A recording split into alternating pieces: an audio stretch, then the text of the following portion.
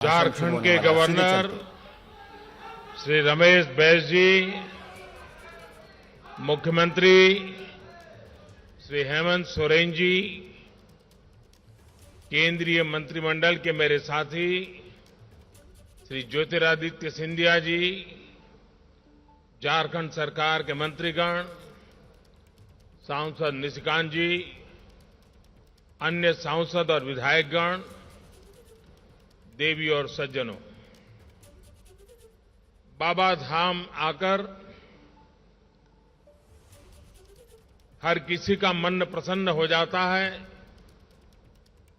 आज हम सभी को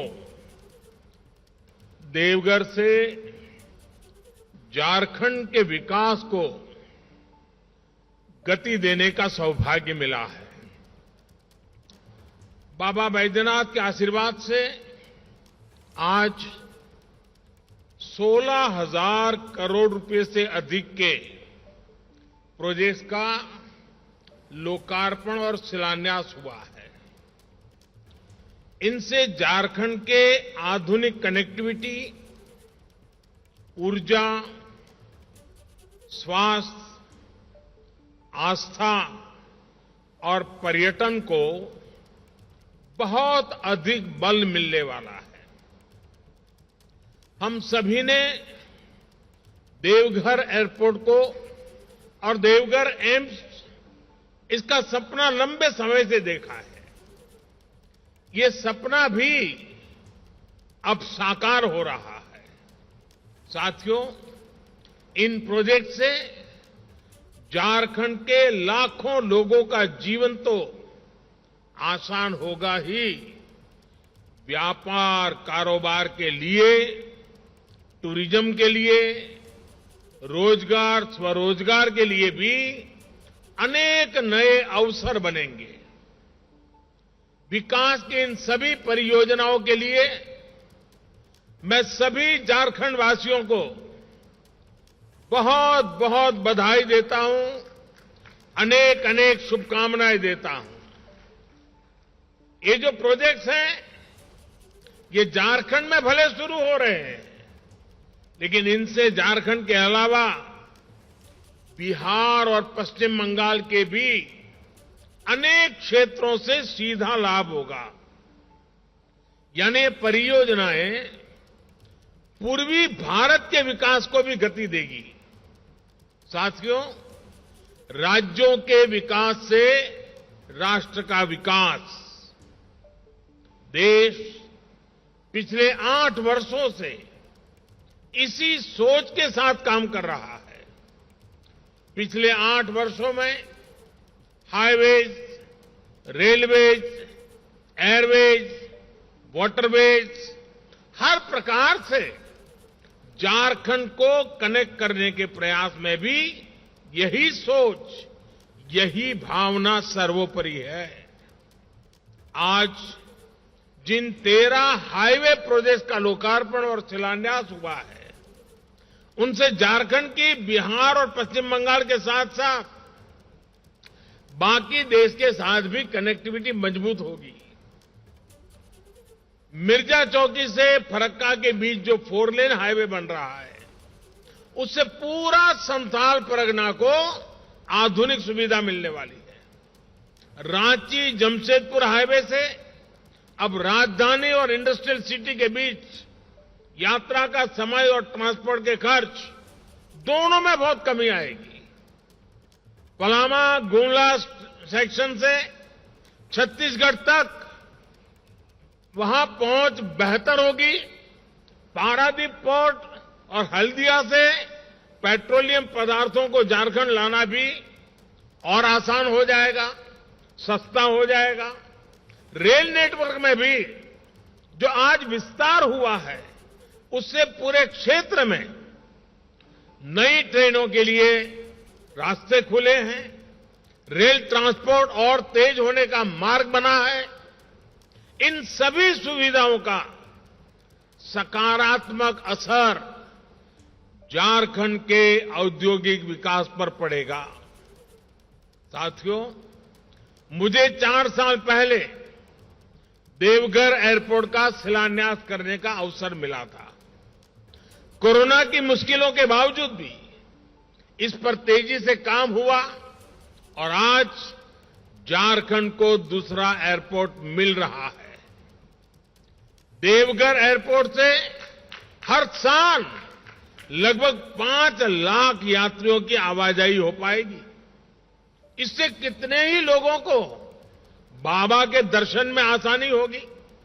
साथियों, अभी ज्योतिरादित्य जी कह रहे थे, हवाई चप्पल पहनने वाला भी हवाई यात्रा का आनंद उठा सके, इसी सोच के साथ हमारी सरकार ने उड़ान योजना की शुरुआत की थी।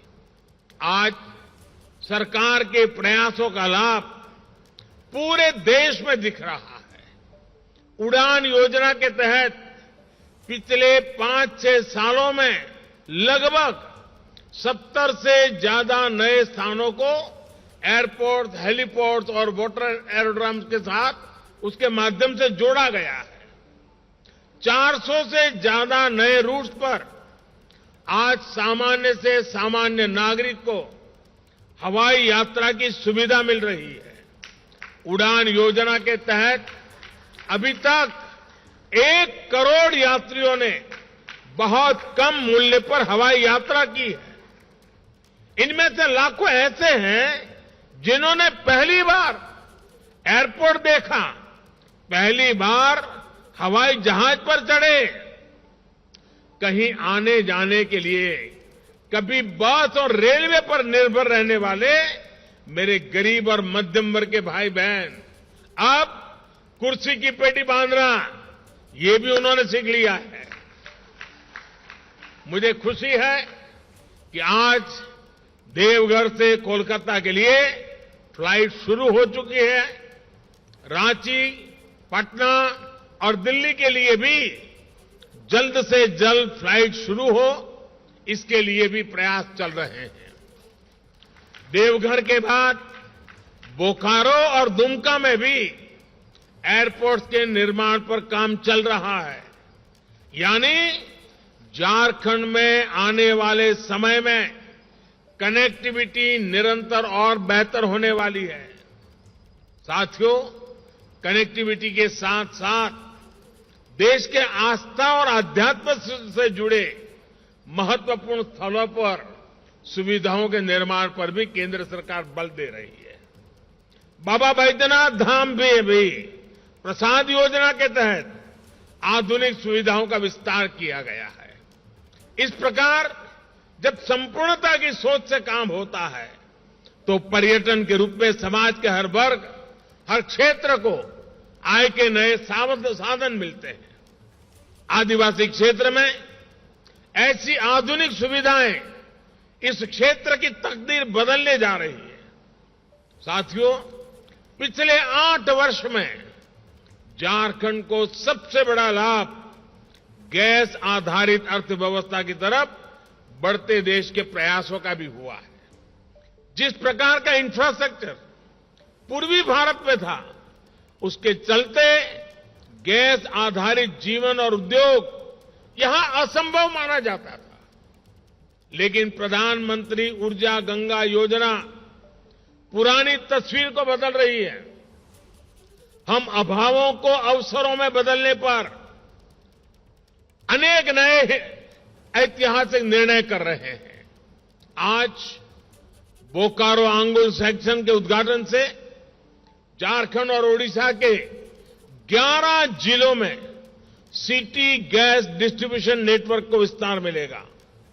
इससे घरों में पाइप से सस्ती गैस तो मिलेगी ही, सीएनजी आधारित यातायात को, बिजली, fertiliser, steel, food processing, cold storage, ऐसे अनेक उद्योगों को भी गति मिलने वाली है। साथियों, हम सबका साथ, सबका विकास, सबका विश्वास और सबका प्रयास के मंत्र पर चल रहे हैं। इंफ्रास्ट्रक्चर में निवेश कर विकास के, रोजगार, स्वरोजगार के नए रास्ते खोजे जा रहे हैं। हमने विकास की आकांक्षा पर बल दिया है, आकांक्षी जिलों पर फोकस किया है।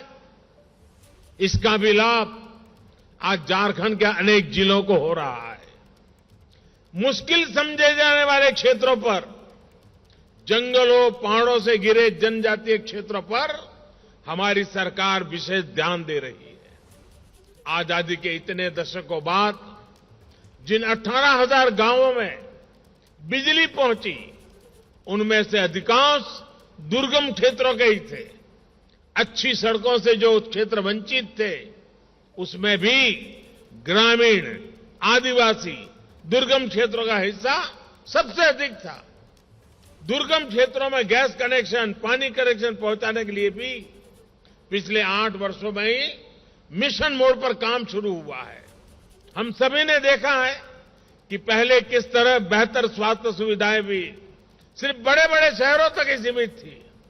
अब देखिए, एम्स की आधुनिक सुविधाएं अब झारखंड के साथ साथ बिहार और पश्चिम बंगाल के एक बड़े जनजातीय क्षेत्रों को मिल रही है।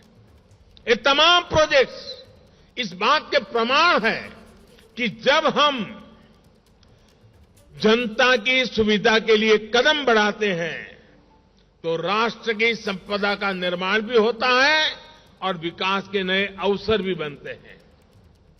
यही सही विकास है। ऐसे ही विकास की गति को हमें मिलकर तेज करना है। एक बार फिर झारखंड को मैं बहुत बहुत बधाई देता हूं, बहुत बहुत शुभकामनाएं देता हूं। बहुत बहुत धन्यवाद।